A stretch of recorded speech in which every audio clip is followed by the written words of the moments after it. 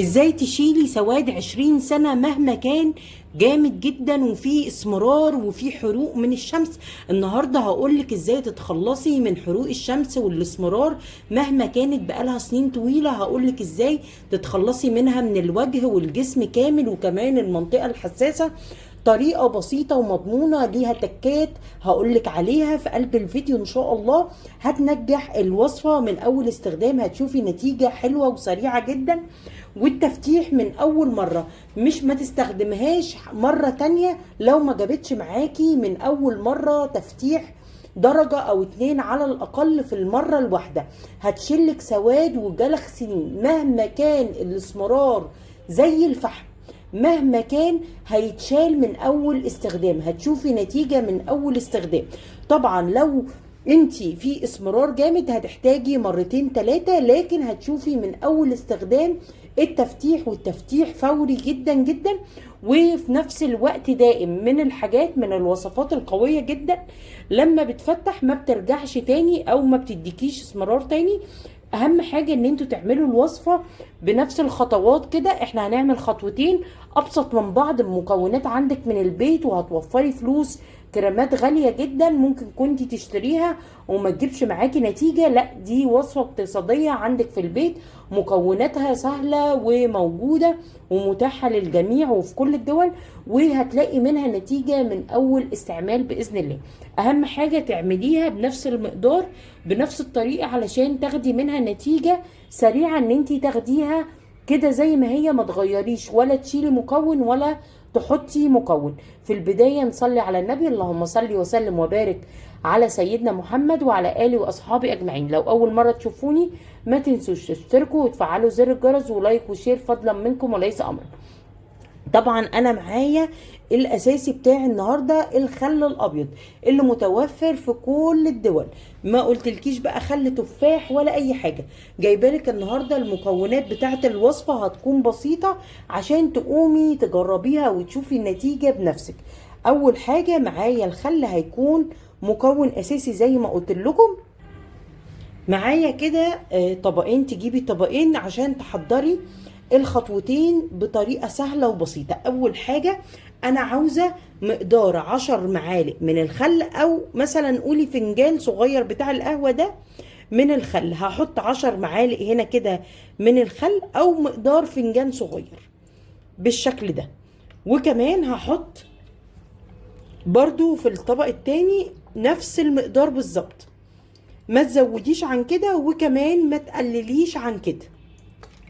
اهو معايا هنا في اول طبق كده، تختاري طبق من الاتنين وتعملي فيه المقدار ده. هناخد كده معلقة واحدة من الزبادي او الروب او الياغورت زي ما بتقولوا عليه في بعض الدول، يعني معلقة صغيرة مليانة من الزبادي.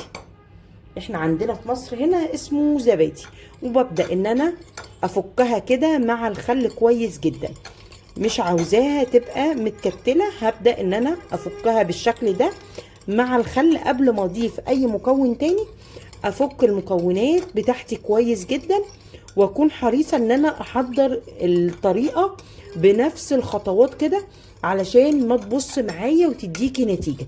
في ناس بتاخد المكونات وعلى السريح كده او تجري الفيديو، فبتبدأ ان هي تغلط في مكون او كمان ما تحضرهاش بالشكل الصح، فطبعا بتبوظ معاها الوصفة، ما بتكونش دقيقة وما بتديهاش النتيجة اللي انا بحكي لكم عليها. بعد ما دوبت كده اهو، دوبتها كويس جدا. معايا هنا معلقتين من دقيق الرز او الرز المطحون زي ما عايزه. بقى عندك رز وعاوزه تطحنيه، بتبداي ان انت تاخديه في المطحنه تطحنيه طحنه كويسه، طحنه قويه كده، وبعد كده بتنخليه علشان انا ضروري اكون عاوزاه زي الدقيق كده ناعم جدا، مش محبب وزي الدقيق كده. فببدا ان انا احط المعلقه الاولى وبعد كده احط المعلقه التانيه بالشكل ده كده اهو. وببدأ ان انا اقلب المكونات كويس قوي، اخلط كل المكونات مع بعض كويس جدا. قبل ما اضيف اي حاجة اشوف القوام بتاع الوصفة بتاعتي كمان القوام بيفرق جدا. بس احنا مش هنحتاج نزود عن معلقتين من الرز. هي الوصفة دايما بعملها كده وبتكون القوام بتاعها كويس جدا. بصوا انا مش عاوزاها خفيفة وكمان مش عاوزاها تكون تقيلة. بصوا بالشكل ده كده اهو. عشان كده قلت لكم من الاول نهتم ان احنا نحضر المقدار بنفس الخطوات كده علشان ما نزودش فيه. ممكن لو حسيتي ان هي خفيفة شوية تبدأي ان انت تحطي نص معلقة من دقيق الرز تاني. ما حسيتهاش ان هي خفيفة خلاص يبقى كده المقدار تمام جدا. وكده نكون حضرنا اول خطوة، وخطوة مهمة جدا لكن مش هتكمل غير بالخطوة التانية. لازم نعملهم مع بعض علشان يجيبوا نتيجة حلوة ومضمونة. حضريهم مع بعض ولما تيجي تستخدميهم برضو لازم نستخدمهم مع بعض. بس بالله عليكي لو وصلتي لغاية هنا ولسه ما حطيتيش لايك، ربنا يسعدك وفرح قلبك، حطي لايك وشير للفيديو، اكتبوا لي كومنت برأيك او بتتابعيني من اي دولة، او كمان اي وصفة انت محتاجاها اكتبها لي في الكومنتات.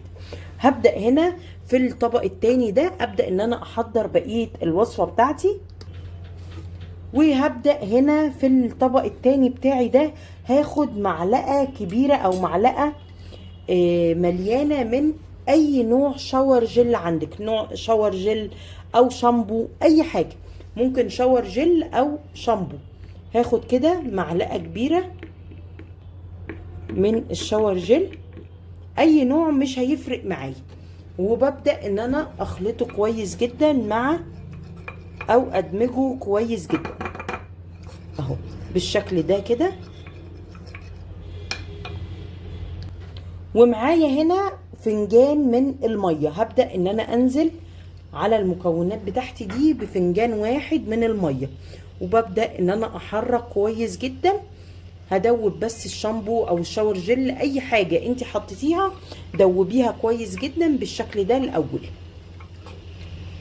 كده. دوبنا الشاور جل كويس قوي. هاخد معلقة من ملح الطعام، ملح الابيض، هاخد معلقة كبيرة من ملح الطعام، وببدأ ان انا اقلبه برضو مع المية كويس جدا لغاية ما يدوب معايا. عاوزة الملح يدوب معايا مع الخلطة بتاعتي دي. والناس اللي بتقلق من ريحة الخل، الطريقة كلها اذا كان الخطوة دي او الخطوة دي ما بتحسيش خالص بريحة الخل، ما تقلقيش، بس هتديكي نتيجة حلوة وسريعة جدا. بس استخدموها بنفس الطريقة اللي انا هقولك عليها عشان تشوفي نتيجة منها حلوة بإذن الله. بعد كده ما دوبت الخل كويس قوي ببدأ بقى ان انا استخدم الوصفة. طب هستخدم الوصفة ازاي؟ اول حاجة طبعا انا لو هتستخدميها على بشرة وشك او هتستخدميها على اي منطقة في جسمك، اي منطقة بقى، عاوزة لازم تكوني واخدة شاور كده وبمية تكون مايلة للسخونة شوية والمسام تكون متفتحة، وبتبدأي تاخدي ببخاخة بقى. ممكن تحطي السائل بتاعنا ده في بخاخة، ممكن تحطيه على الليفة بتاعتك، ممكن تحطيه مثلا لو بتغسلي بشرتك مثلا بفرشة او باي يعني اي اداة بتغسلي بيها وشك حطي عليه. ما فيش خالص ممكن تحطي بايديكي كده، تاخدي بايديكي وتحطي على جسمك كله كويس جدا. بتدهني جسمك بالسائل بتاعنا ده، السبراي بتاعنا ده بتدهني بيه جسمك كله، وبتستني حوالي دقيقتين ل3 دقايق لغايه ما تحسي انه نشف شويه. وبعد كده بتبداي ان انت تاخدي الخليط بتاعنا ده وتحطيه بقى على كامل المنطقه. عاوزه تحطيه بالشكل ده يكون المنطقه كلها متغطيه بطبقه تخينه مش خفيفه، عاوزه الطبقه تكون تخينه مش خفيفه. وبتسيبيه حوالي 15 دقيقه او 20 دقيقه لغايه ما يجف تماما. وطبعا لما نيجي نزيله لازم نزيله بالفرق، ممكن تزيليه بالليفه لو عندك ليفه مغربيه، او لو بشره وشك طبعا بالفرق بيكون احسن طريقه ليه. وبتلاحظي التفتيح من اول استعمال، من اول استعمال ان شاء الله هتشوفي نتيجه حلوه ومضمونه جدا. هستنى رايكم، ما تنسوش تكتبوا لي رايكم في الكومنتات، واي حاجه اي استفسار اكتبوا لي دايما في الكومنتات. يا رب تكون الوصفه عجبتكم وجربوها، ان شاء الله لما تجربوها هتعجبكم اكتر واكتر. واشوفكم على خير، والسلام عليكم ورحمه الله وبركاته.